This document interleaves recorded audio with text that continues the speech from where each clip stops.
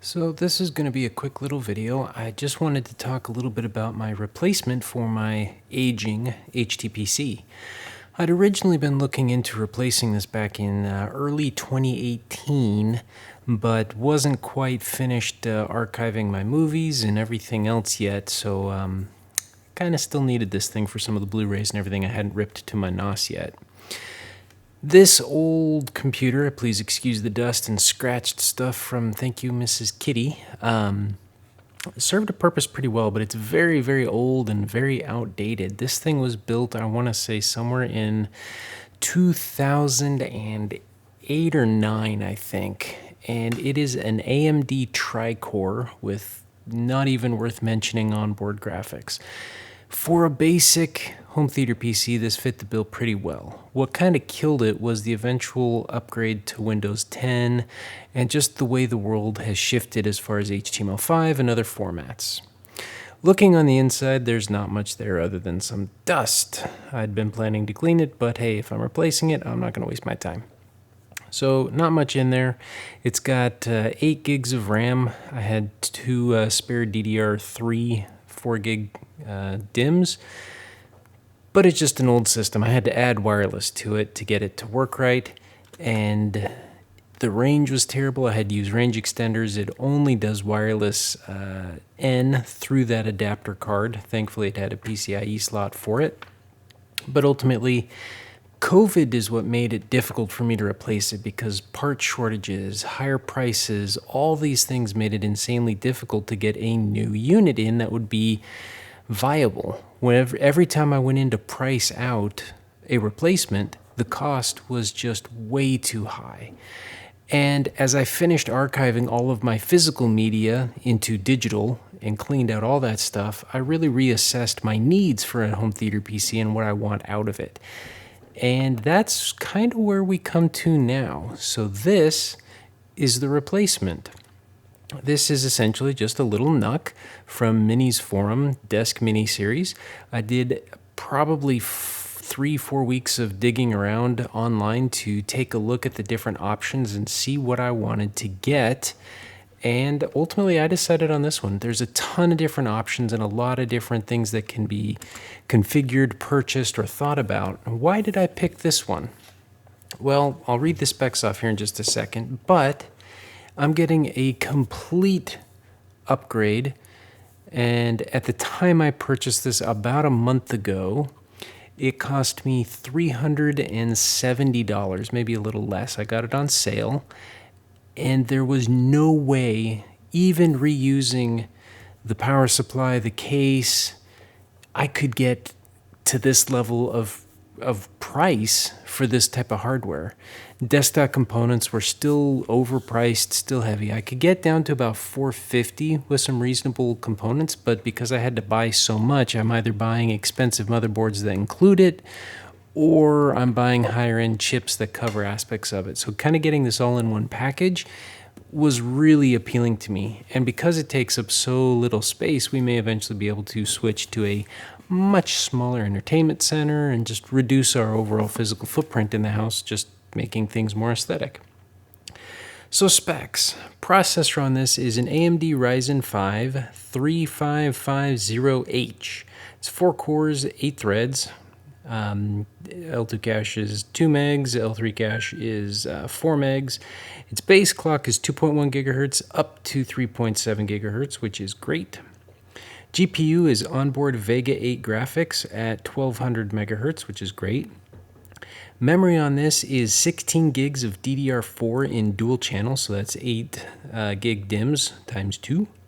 Storage on this particular model that I purchased came with a 512 gig M.2 SSD, and as we'll look here in a minute, there's some expansion and other stuff. It's got wireless up to AX, it's got dual band, as well as onboard Bluetooth, so some nice things on that front. And overall power is pretty minimal. I don't remember exactly how many watts the CPU is. I think it was 65 or something, so the tri-core AMD in the old HTPC was also 65 watts. I think this may be even lower. When not in use because everything scales now, and since we're never really going to be peaking the performance on this, I'm not terribly concerned. So moving on to the box itself, everything's packaged kind of nice. You can see kind of how small it is from my hand there. It was a little bit tricky getting some of this stuff out because it is packed so well, but it came very well stuffed in here with all the accessories on the bottom, which we can take a look at first. Gives you a DisplayPort cable, an HDMI cable, and then the power brick. This does support triple monitors, one of those coming off of USB Type-C, and it can support 3 4K monitors off of everything. I have no need to do all of that, but hey, it's possible. Now, as you can see at the bottom of the box that I'm pulling out now, it came with an adapter for an expandable hard drive. We'll talk about that in a second. And some mounting hardware for a VESA mount, which means that you can bolt this to the back of a monitor that has a compatible VESA mount that is still accessible while the stand is on. So you can hook this up to the back of a monitor and make a complete standalone computer. This little adapter is kind of nice because it allows you to have both power and SATA connection for the back of a 2.5-inch hard disk drive that you can stick in there. Again, we'll come back to that in just a second, but I was really pleased with the amount of stuff they give you for this and how compact and small everything is, because it just really makes everything easy to deal with. Now, this is what it looks like out of the box. I haven't even taken the wrapping off. Again, this is me filming it the moment I got it. You've got the front I/O right there, which is very nice.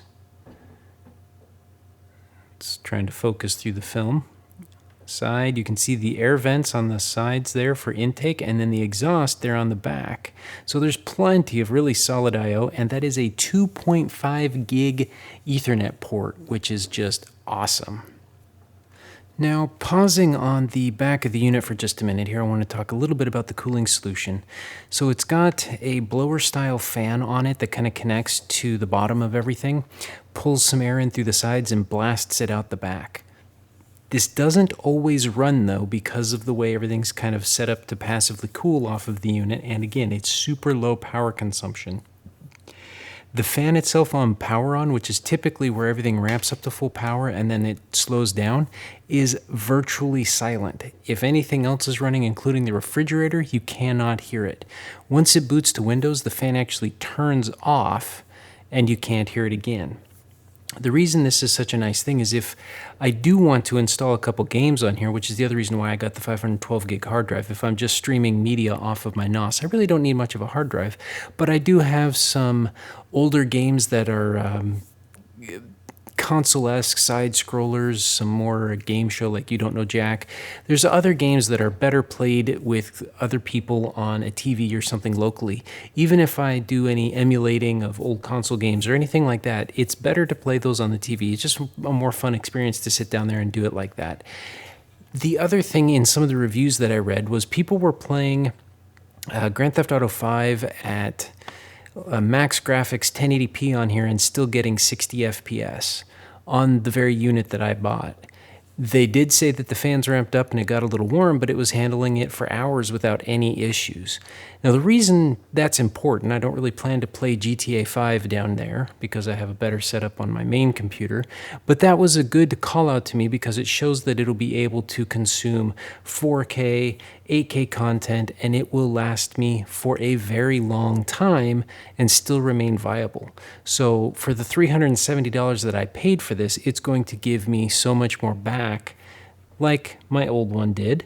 Now, opening this is really simple. Got the 2 finger points right there. You push it and lift it off, revealing the awesome internals of the unit. You can see the upgradable memory right there, up to 32 gigs you can add to this. You can also access the SSD. You can see it's cooler there on the right so that you can upgrade it. And this is where I started to get a little concerned because that little socket up there, which we'll come back to in a second, is where you have to install that little ribbon cable for the hard drive expansion. Now, it's not a complete ribbon cable. It is just the socket. I'll flip back to that video here in a second. The ribbon itself is only at the bottom where the connection head goes into that. Then there's a little flat head where all the wires come out of the connections off the little copper connections. And then it goes into a small little cable bundle that should articulate, but I can see having some difficulty trying to get everything positioned in there right. And then trying to take it out with fingers, pliers, and not damage anything. Especially when you try to get the hard drive in and out because it mounts to the bottom of the lid. Which again is great for the size and savings of space on this, but once I put the lid on, as you can see now, that lid is going to overhang on the sides, and it's going to be very difficult to make that ribbon cable reach while still opening and closing the unit. But overall, not the end of the world. I'm still extremely satisfied with this little thing. I was up and running within 30 minutes from first power on to installing Zoom Player, my preferred media player, having it on my NOS. Everything was good to go. I've had no issues with it. It runs silent. It's perfect. So I couldn't be happier with this. I will eventually try to do some other things, but of course my busy schedule keeps me from messing around too much with it. But if there's anything specific you'd like to know or see, leave a comment and I'll see what I can do for you. Otherwise, anyway, thank you all for watching, and we'll see you next time.